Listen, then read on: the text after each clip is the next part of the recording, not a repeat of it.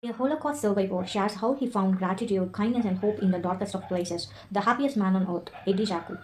My dear new friend, I have lived for a century and I know what it is to stare evil in the face. I have seen the very worst in mankind, the horrors of the death camps, the Nazi efforts to exterminate my life, and the lives of all my people. But I now consider myself the happiest man on earth through all of my years. I have learned this. Life can be beautiful if we make it beautiful. I will tell you my story. It is a sad one in parts with great darkness and great sorrow. But it is a happy story in the end because happiness is something we can choose. It is up to you. I'll show you how.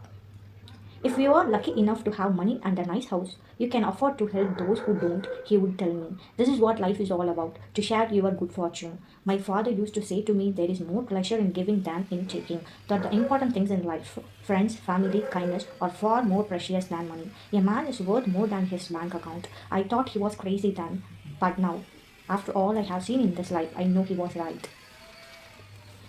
Many thousands of Allied soldiers were lying dead on the ground, and the air was full of gunfire and explosions. The soldiers were holding the Germans back with the small arms fire while they were slowly evacuated one small ship at a time. They had only 12 hours to get the soldiers who could walk off the beach. The dead had to be left behind. Our rag group of a dozen or so begged to be let on a ship, but the captain refused.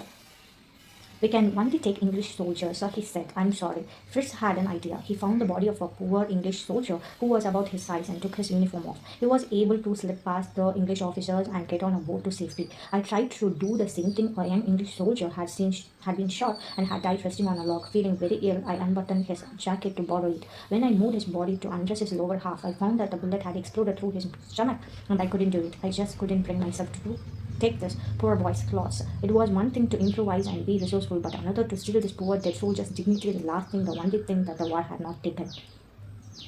Do I hate that man? No, I do not hate anyone. He was just weak and probably as scared as I was. He let his fear overtake his morals, and I know that for every cruel person in the world there is a kind one. I would survive another day with the help of good friends.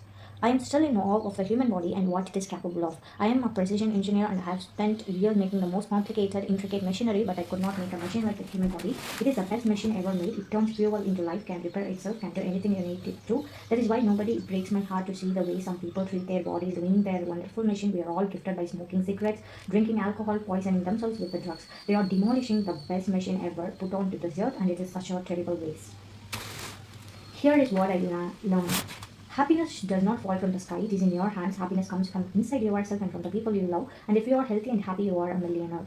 And happiness is the only thing in the world that doubles each time you share it. My wife doubles my happiness, my friendship with Kurt double my happiness. As for you, my new friend, I hope that your happiness doubles too. Each year, Flory and I celebrate our wedding anniversary on 20th April, Hitler's birthday. We are still here, Hitler is down there. Sometimes when we are sitting in the evening in front of the television with a cup of tea and a biscuit, I think, aren't we lucky? In my mind, this is really the best revenge, and it is the only revenge I am interested in, to be the happiest man on earth.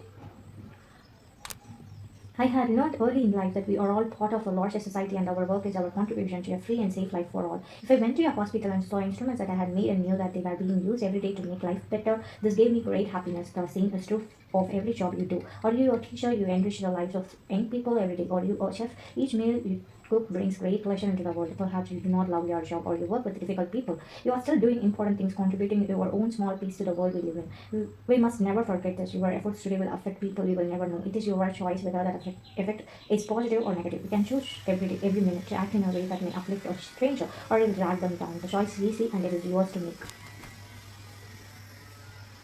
I try to teach this to every young person I meet. Your mother does everything for you. Let her know you appreciate her. Let her know that you love her. Why argue with the people you love? Go out on the street. Stop a person littering and argue with them. There are a million better people to argue with than your mom.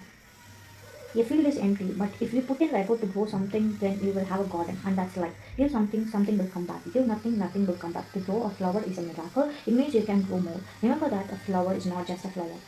It is the start of a